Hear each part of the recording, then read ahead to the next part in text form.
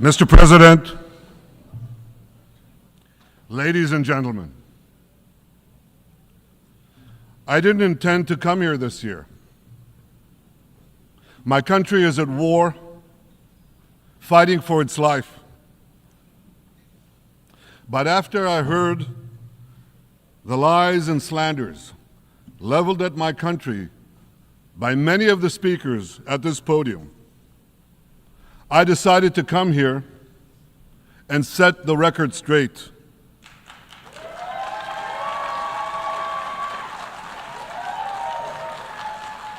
I decided to come here to speak for my people, to speak for my country, to speak for the truth. And here's the truth. Israel seeks peace. Israel yearns for peace. Israel has made peace and will make peace again.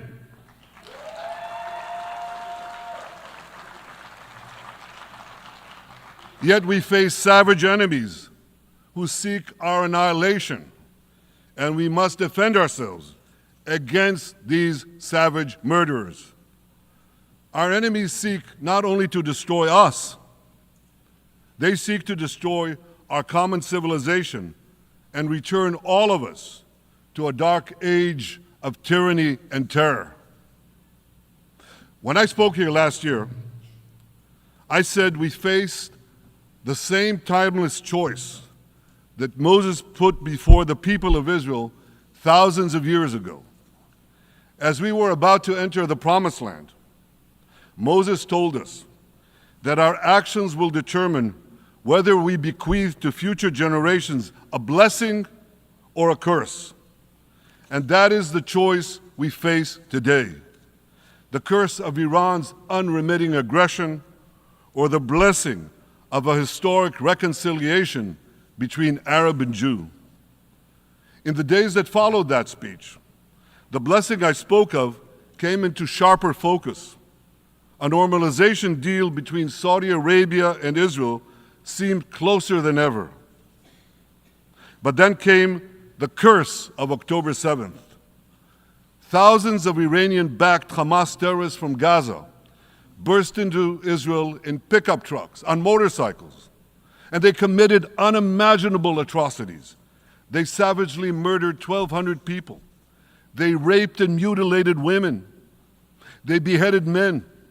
They burned babies alive. They burnt entire families alive, babies, children, parents, grandparents, in scenes reminiscent of the Nazi Holocaust.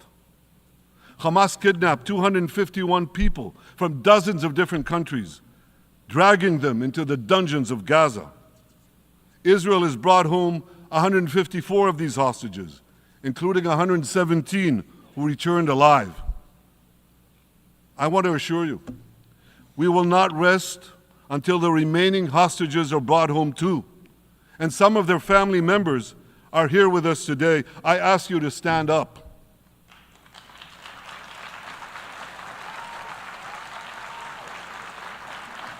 With us is Eli Stevie, whose son Idan was abducted from the Nova Music Festival. That was his crime, a music festival.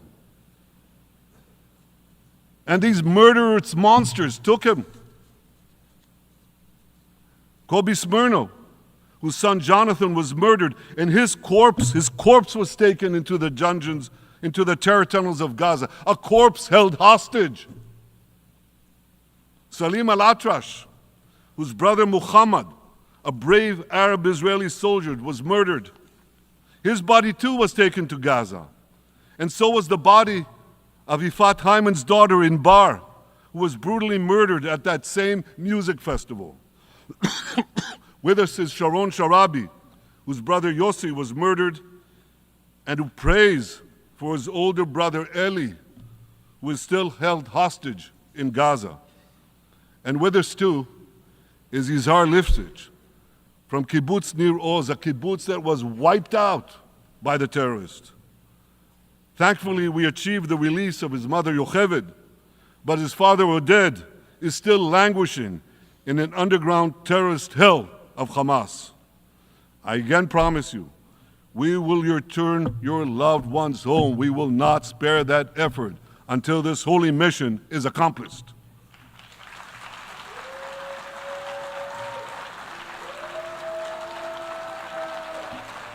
Ladies and gentlemen, the curse of October 7th began when Hamas invaded Israel from Gaza, but it didn't end there. Israel was soon forced to defend itself on 6 more war fronts organized by Iran. On October 8th, Hezbollah attacked us from Lebanon. Since then, they fired over 8,000 rockets at our towns and cities, at our civilians, at our children. 2 weeks later, the Iran-backed Houthis in Yemen launched drones and missiles at Israel, the first of 250 such attacks, including one yesterday aimed at Tel Aviv. Iran's Shiite militias in Syria and Iraq have targeted Israel dozens of times over the past year as well. Fueled by Iran, Palestinian terrorists in Judea and Samaria perpetrated scores of attacks there and throughout Israel. And last April, for the first time ever, Iran directly attacked Israel from its own territory, firing 300 drones, cruise missiles, and ballistic missiles at us. I have a message for the tyrants of Tehran. If you strike us, we will strike you. There is no place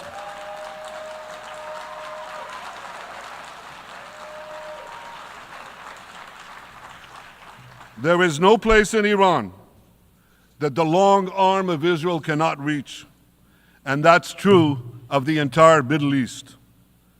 Far from being lambs led to the slaughter, Israel's soldiers have fought back with incredible courage and with heroic sacrifice. And I have another message for this assembly and for the world outside this hall. We are winning.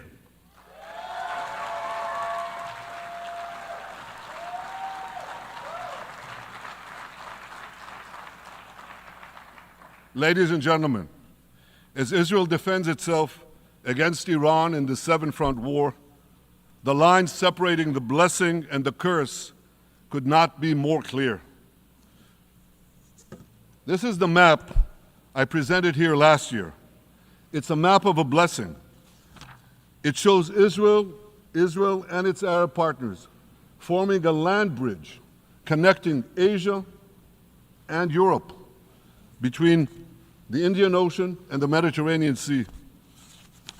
Across this bridge, we will lay rail lines, energy pipelines, fiber optic cables, and this will serve the betterment of 2 billion people. Now look at this second map. It's a map. Look at the second map. It's a map of a curse. It's a map of an arc of terror that Iran has created and imposed from the Indian Ocean to the Mediterranean.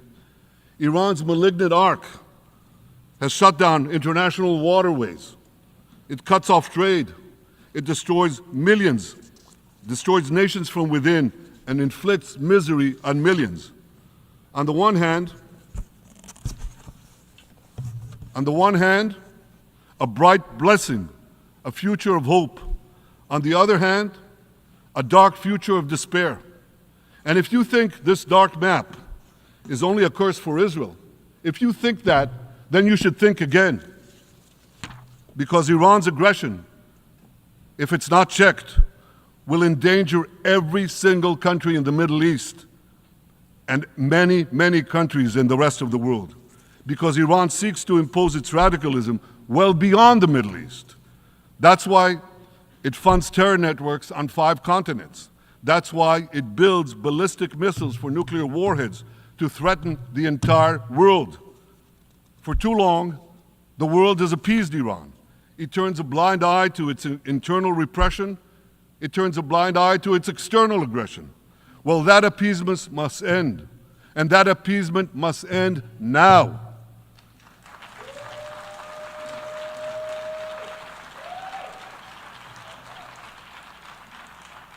Nations of the world should support the brave people of Iran who want to rid themselves of this evil regime.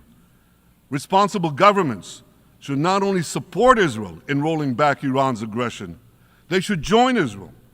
They should join Israel in stopping Iran's nuclear weapons program. In this body, in the Security Council, we're going to have a deliberation in a few months.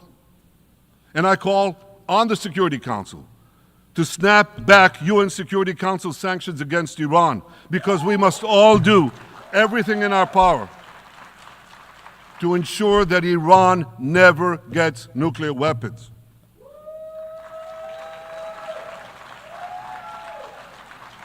For decades, I've been warning the world against Iran's nuclear program.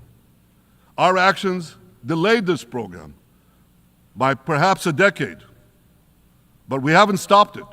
We've delayed it, but we haven't stopped it. Iran now seeks to weaponize its nuclear program for the sake of the peace and security of all your countries. For the sake of the peace and security of the entire world, we must not let that happen. And I assure you, Israel will do everything in its power to make sure it doesn't happen.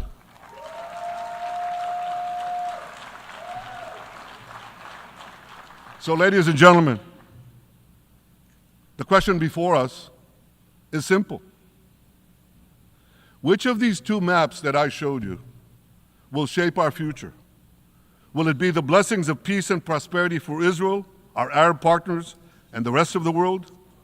Or will it be the curse in which Iran and its proxies spread carnage and chaos everywhere? Israel has already made its choice. We've decided to advance the blessing. We're building a partnership for peace with our Arab neighbors while fighting the forces of terror that threaten that peace. For nearly a year, the brave men and women of the IDF have been systematically crushing Hamas's terror army that once ruled Gaza. On October 7th, the day of that invasion into Israel, that terror army numbered nearly 40,000 terrorists. It was armed with more than 15,000 rockets.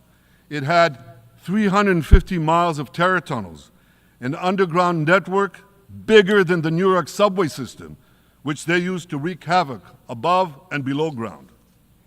A year later, the IDF has killed or captured more than half of these terrorists, destroyed over 90% of their rocket arsenal, and eliminated the key segments of their terror tunnel network. In major military operations,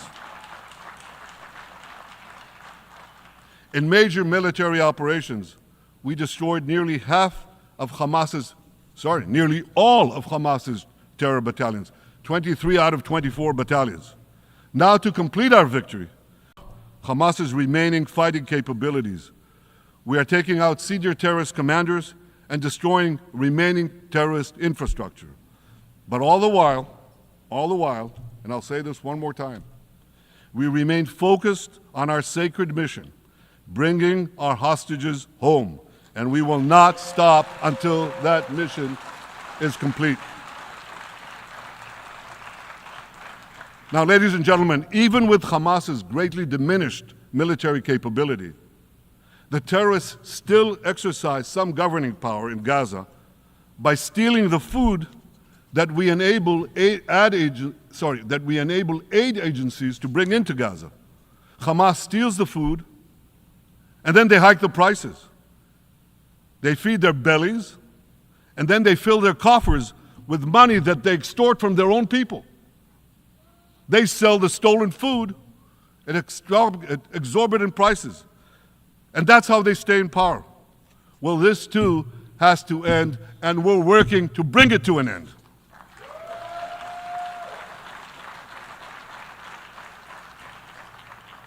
And the reason is simple.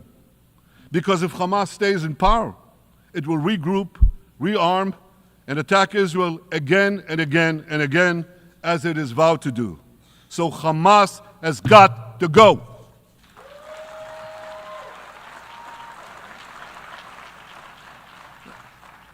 Just imagine, For those who say, well, Hamas has to stay, it has to be part of a post-war Gaza, imagine in a post-war situation in World War II, imagine allowing the defeated Nazis in 1945 to rebuild Germany. It's inconceivable, it's ridiculous. It didn't happen then, it's not going to happen now.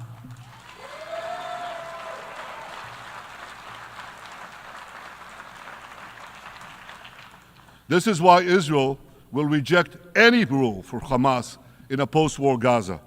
We don't seek to resettle Gaza. What we seek is a demilitarized and de-radicalized Gaza. Only then can we ensure that this round of fighting will be the last round of fighting. We are ready to work with regional and other partners to support a local civilian administration in Gaza committed to peaceful coexistence. As for the hostages, I have a message for the Hamas captors. Let them go.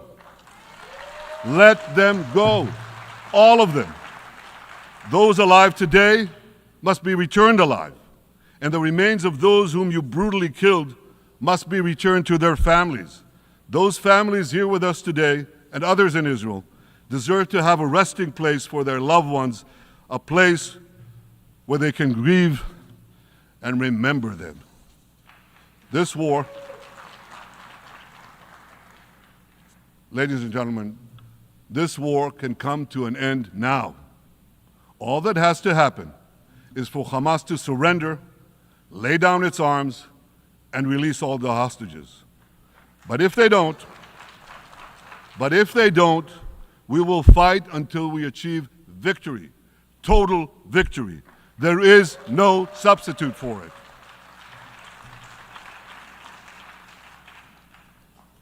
Israel must also defeat Hezbollah in Lebanon. Hezbollah is the quintessential terror organization in the world today. It has tentacles that span in all continents. It has murdered more Americans and more Frenchmen than any group except bin Laden. It's murdered the citizens of many countries represented in this room. And it has attacked Israel viciously over the last 20 years, in the last year, completely unprovoked. A day after Hamas massacre, on October 7th, Hezbollah began attacks against Israel, which forced more than 60,000 Israelis on our northern border to leave their homes, becoming refugees in their own land. Hezbollah turned vibrant towns in the north of Israel into ghost towns. So I want you to think about this in equivalent American terms. Just imagine if terrorists turned El Paso and San Diego into ghost towns. Then ask yourself, how long would the American government tolerate that? A day? A week? A month? I doubt they tolerate it even for a single day. Yet Israel has been tolerating this intolerable situation for nearly a year. Well, I've come here today to say, enough is enough.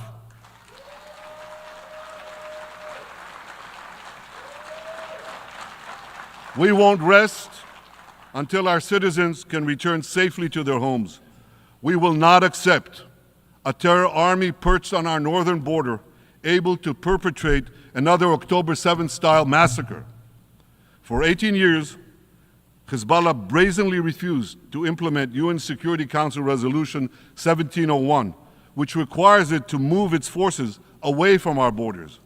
Instead, Hezbollah moved right up to our border. They secretly dug terror tunnels to infiltrate our communities and indiscriminately fired thousands of rockets into our towns and villages. They fire these rockets and missiles not from military sites, not from that. They do that too. But they fire those rockets and missiles after they place them in schools, in hospitals, in apartment buildings, and in the private homes of the citizens of Lebanon. They endanger their own people. They put a missile in every kitchen, a rocket in every garage. I said to the people of Lebanon this week, Get out of the death trap that Hezbollah has put you in. Don't let Nasrallah drag Lebanon into the abyss. We're not at war with you. We're at war with Hezbollah, which has hijacked your country and threatens to destroy ours. As long as Hezbollah chooses the path of war, Israel has no choice, and Israel has every right to remove this threat and return our citizens to their homes safely. And that's exactly what we're doing.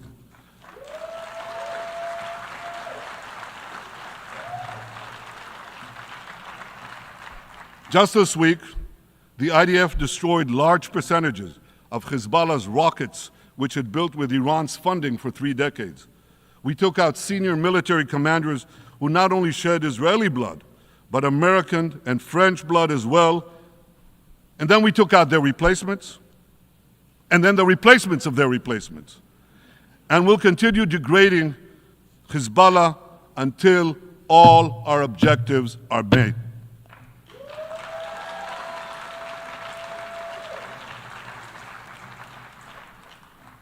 Ladies and gentlemen, we're committed to removing the curse of terrorism that threatens all civilized societies.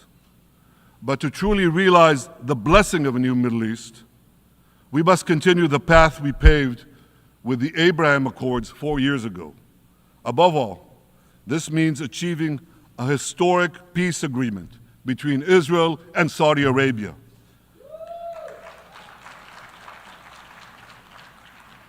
And having seen the blessings that we've already brought with the Abraham Accords, the millions of Israelis who've already flown back and forth across the Arabian Peninsula, over the skies of Saudi Arabia, to the Gulf countries, the trade, the tourism, the joint ventures, the peace, I say to you, what blessings such a peace with Saudi Arabia would bring. It would be a boon to the security and economy of our 2 countries. It would boost trade and tourism across the region. It would help transform the Middle East into a global juggernaut. Our 2 countries could cooperate on energy, water, agriculture, artificial intelligence, and many, many other fields. Such a peace, I'm sure, would be a true pivot of history. It would usher in a historic reconciliation between the Arab world and Israel, between Islam and Judaism, between Mecca and Jerusalem. While Israel is committed to achieving such a peace, Iran and its terror proxies are committed to scuttling it. That's why one of the best ways to foil Iran's nefarious designs is to achieve the peace. Such a peace would be the foundation for an even broader Abrahamic alliance. And that alliance would include the United States, Israel's current Arab peace partners, Saudi Arabia, and others who choose the blessing of peace.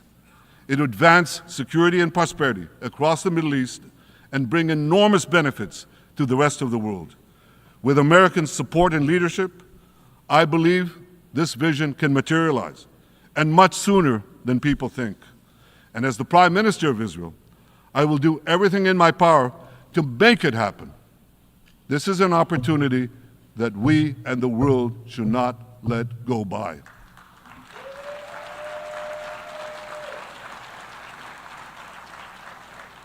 Ladies and gentlemen, Israel has made its choice. We seek to move forward to a bright age of prosperity and peace. Iran and its proxies have also made their choice. They want to move back to a dark age of terror and war. And now I have a question. And I pose that question to you. What choice will you make? Will your nation stand with Israel? Will you stand with democracy and peace? Or will you stand with Iran, a brutal dictatorship that subjugates its own people, exports terrorism across the globe? In this battle between good and evil, there must be no equivocation. When you stand with Israel, you stand for your own values and your own interests. Yes, we're defending ourselves, but we're also defending you against a common enemy that through violence and terror seeks to destroy our way of life. So there should be no confusion about this. But unfortunately, there is a lot of it in many countries and in this very hall, as I've just heard. Good is portrayed as evil, and evil is portrayed as good. We see this moral confusion when Israel is falsely accused of genocide, when we defend ourselves against enemies who try to commit genocide against us. We see this too when Israel is absurdly accused by the ICC prosecutor of deliberately starving Palestinians in Gaza. What an absurdity! We helped bring in 700,000 tons of food into Gaza. That's more than 3,000 calories a day for every man, woman, and child in Gaza. We see this moral confusion when Israel is falsely accused of deliberately targeting civilians. We don't want to see a single person, a single innocent person die. That's always a tragedy. And that's why we do so much to minimize civilian casualties, even as our enemies use civilians as human shields. And no army has done what Israel is doing to minimize civilian casualties. We drop flyers, we send text messages, we make phone calls by the millions to ensure that Palestinian civilians get out of harm's way. We spare no effort in this noble pursuit. We see yet another profound moral confusion when self-described progressives march against the democracy of Israel. Don't they realize they support the Iranian-backed goons in Tehran and in Gaza? The goons who gun down protesters, murder women for not covering their hair, and hang gays in public squares, some progressives. According to the U.S. Director of National Intelligence, Iran funds and fuels many of the protesters against Israel. Who knows, maybe some of the protesters, or even many of the protesters outside this building now. Ladies and gentlemen, King Solomon, who reigned in our eternal capital, Jerusalem, 3,000 years ago, proclaimed something that is familiar to all of you. He said, "There is nothing new under the sun." Well, in an age of space travel, quantum physics, and artificial intelligence, some would argue that's a debatable statement. But one thing is undeniable. There is definitely nothing new at the United Nations.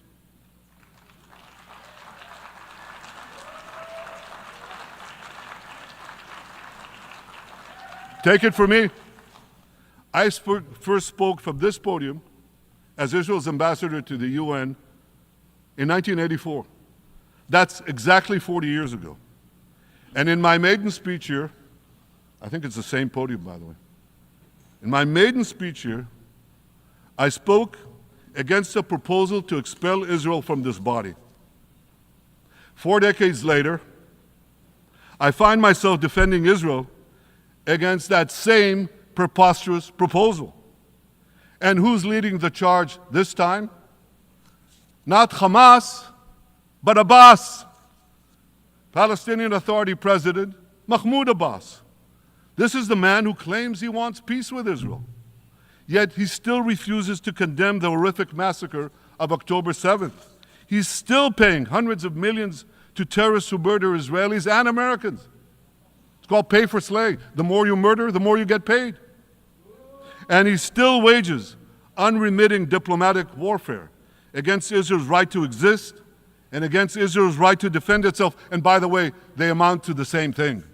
Because if you can't defend yourself, you can't exist. Not in our neighborhood, certainly, and maybe not in yours. Standing in this podium 40 years ago, I told the sponsors of that outrageous resolution to expel Israel, "Gentlemen, check your fanaticism at the door."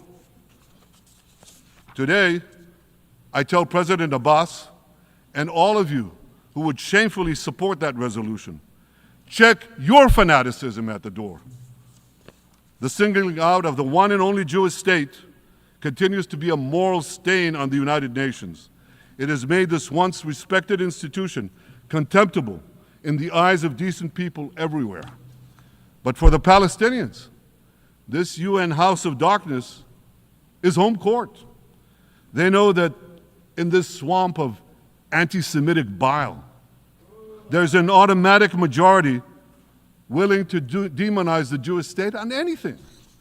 In this anti-Israel, flat earth society, any false charge, any outlandish allegation can muster a majority. In the last decade, there have been more resolutions passed against Israel in this hall at the UN General Assembly than against the entire world combined. Actually, more than twice as many. Since 2014, this body condemned Israel 174 times. It condemned all the other countries in the world 73 times. That's more than 100 extra condemnations for the Jewish state. What hypocrisy, what a double standard, what a joke. So the UN's hostility.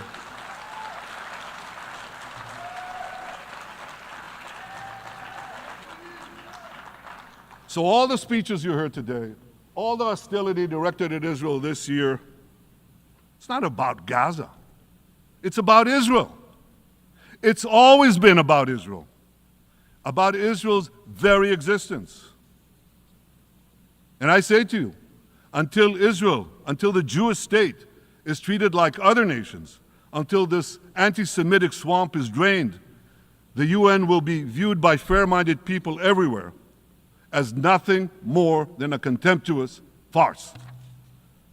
Now, given the anti-Semitism at the UN, it should surprise no one that the prosecutor at the ICC, one of the UN's affiliated organs, is considering issuing arrest warrants against me and Israel's defense minister, the democratically elected leaders of the democratic state of Israel. The ICC prosecutors rushed to judgment. His refusal to treat Israel with its independent courts the way other democracies are treated is hard to explain by anything other than pure anti-Semitism. Ladies and gentlemen, the real war criminals are not in Israel. They're in Iran. They're in Gaza, in Syria, in Lebanon, in Yemen. Those of you who stand with these war criminals, those of you who stand with evil against good, with a curse against the blessing, those of you who do so should be ashamed of yourselves.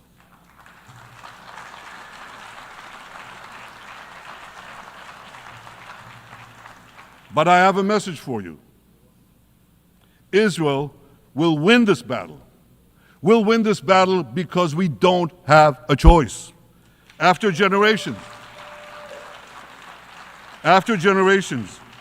in which our people were slaughtered, remorselessly butchered, and no one raised a finger in our defense, we now have a state. We now have a brave army, an army of incomparable courage, and we are defending ourselves. As the book of Samuel says in the Bible, Netzach Yisrael lo yishaker. The eternity of Israel will not falter.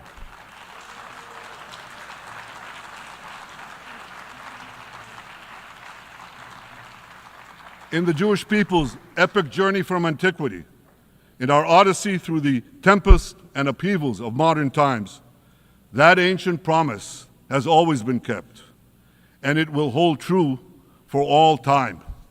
To borrow a great poet's phrase, Israel will not go gently into that good night. We will never need to rage against the dying of the light, because the torch of Israel will forever shine bright.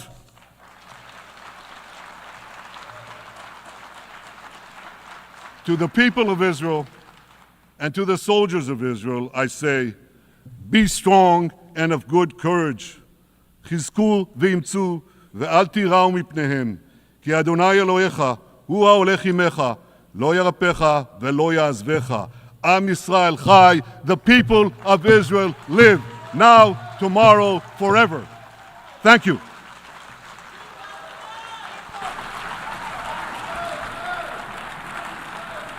On behalf of the Assembly, I wish to thank the Prime Minister of the State of Israel